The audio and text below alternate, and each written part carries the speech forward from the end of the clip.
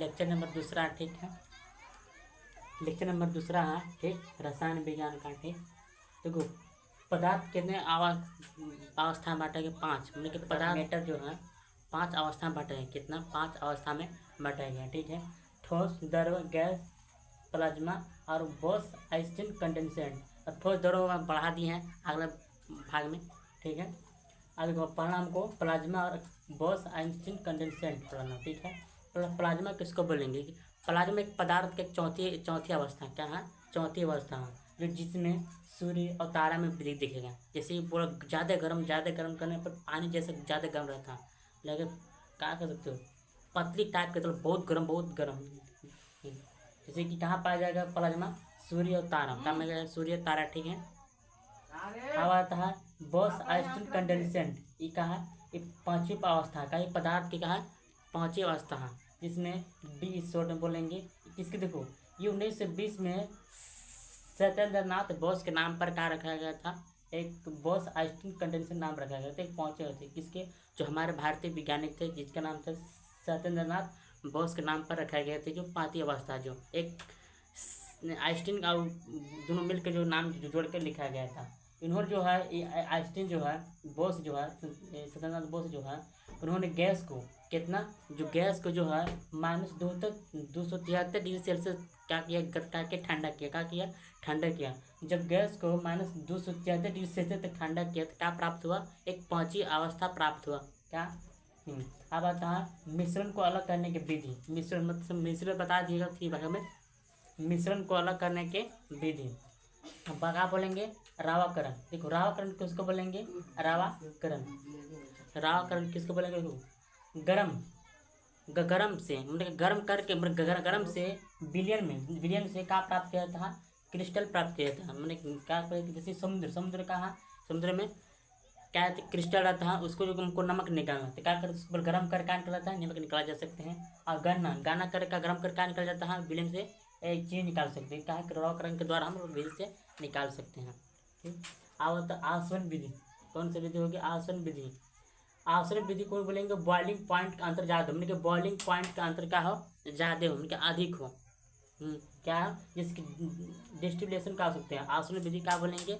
Distillation. जैसे बोतल का पानी पूरे गर्म कर क्या कहता है? फिल्टर किया जाता है, ये गर्म कर डिस्ट्रीब्यूट किया जाता है, तो फिर बेचते हैं। इसे क्या बोलेंगे? आसवन विधि। जो बोतल का पानी जो ठंडा करके फिर गर्म कर ठंडा किया जाता है, इसे कहेंगे आसवन विधि। जो बोतल में मिलता है पानी, क्या बोलेंगे? क्या कौन विधि से होता है? आसवन विधि से। अब आता है ऊर्ध्वपातन। ऊर्ध्वपातन किसको बोलेंगे? ठोस से, मतलब कि ठोस से गैस अवस्था में परिवर्तन हो जाएगा, ठोस से गैस में चेंज होगा, क्या बोलेंगे? ऊर्ध्वपातन। जैसे कपूर को ठोस रहता है, उसको जलाने पर गैस में चेंज हो जाता है।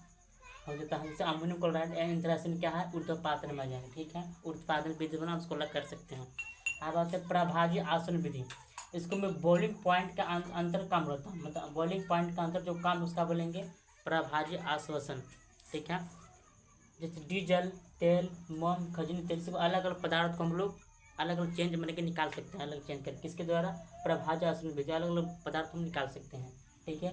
अब आता है वर्ण लेखन। वर्ण लेखन किसको बोलेंगे? वर्ण लेखन। तो रंगों को अलग करना कहाँ?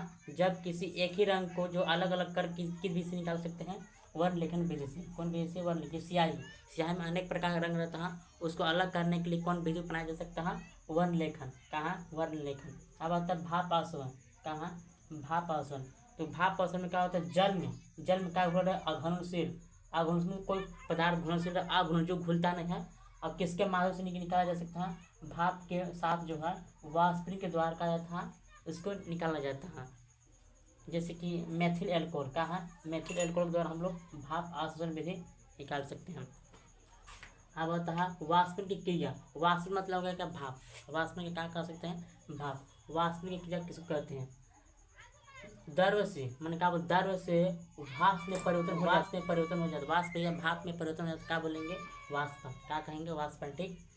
क्वथनांक किसको? क्वथनांक मतलब बॉइलिंग पॉइंट।